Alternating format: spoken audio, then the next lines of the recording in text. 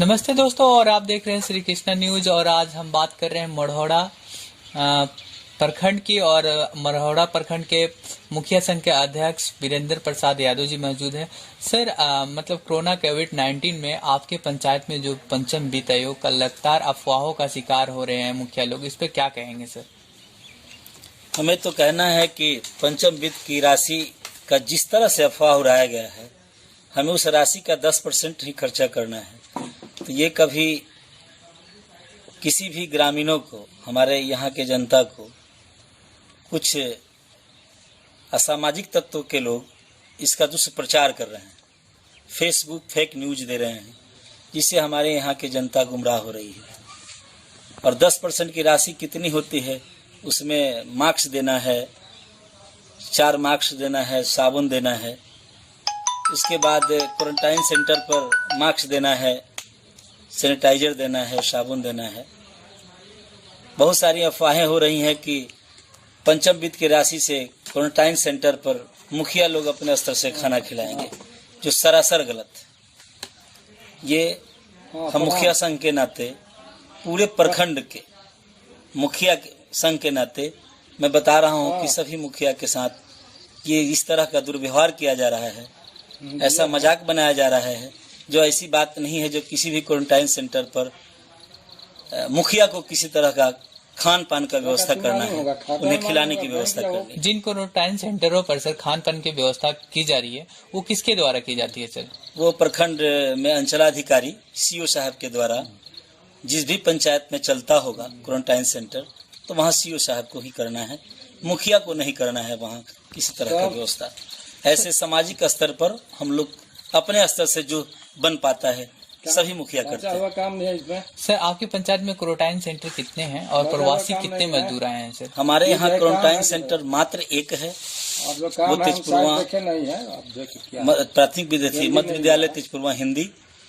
बाकी प्रवासी मजदूर ज्यादा आने की संख्या में हम लोग दो स्कूल और खुलवा दिए हैं, लेकिन वहाँ पर किसी तरह का सीओ साहब से निवेदन करने के बाद भी अभी तक किसी तरह का खान पान का व्यवस्था वहाँ नहीं किया जा रहा है।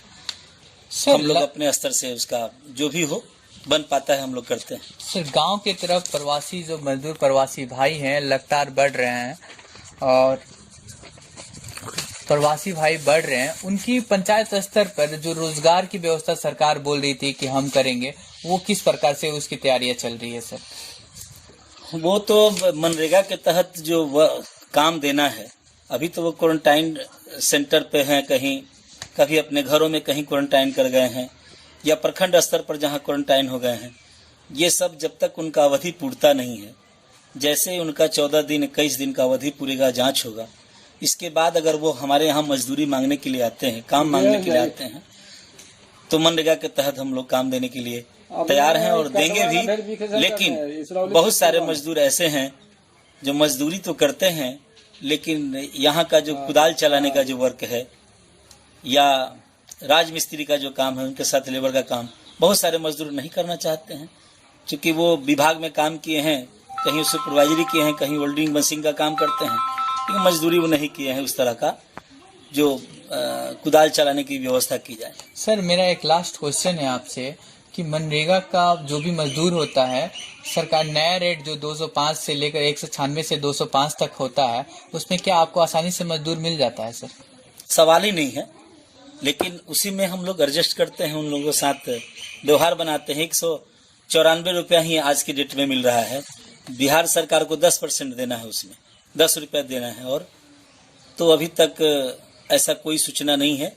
204 रुपया उसकी मजदूरी होती है, जैसा हमारा मानना है या ऑफिस का जो न्यूज़ है। लोकल रेट क्या है लेबर का बताइए। तो लोकल रेट जो यहाँ है, यहाँ के मजदूर 300 रुपये से कम का लेबर नहीं होता है।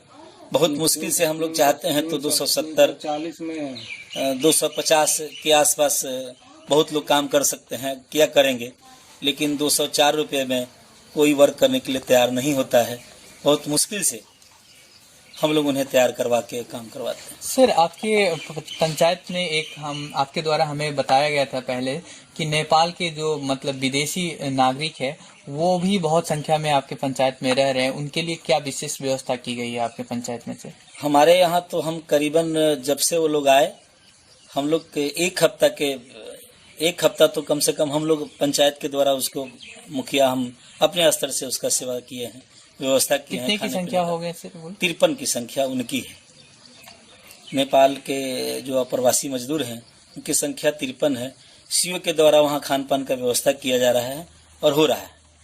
बहुत बहुत धन्यवाद सर हमारे चैनल पर आकर इतना समय दिए।